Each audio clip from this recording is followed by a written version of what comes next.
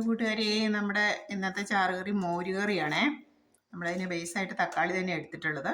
തക്കാളി വേവിച്ചു, 2 തക്കാളി അരിഞ്ഞ് കുറച്ച് അല്പം വെള്ളം ഒഴിച്ച് ഉപ്പ് ഒഴിച്ച് നന്നായിട്ട് വേവിച്ചെടുത്ത് വെള്ളം വറ്റിയപ്പോഴത്തേക്കും തേങ്ങയും ജീരകം വെളുത്തുള്ളി ചുവന്നുള്ളി കറിവേപ്പിലയും കൂടെ അരച്ച് ചേർത്തു.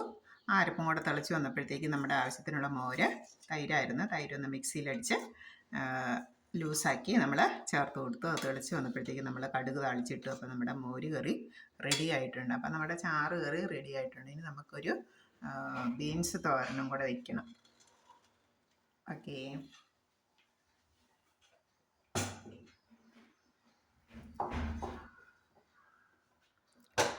അപ്പം അതിനായിട്ട് ഞാൻ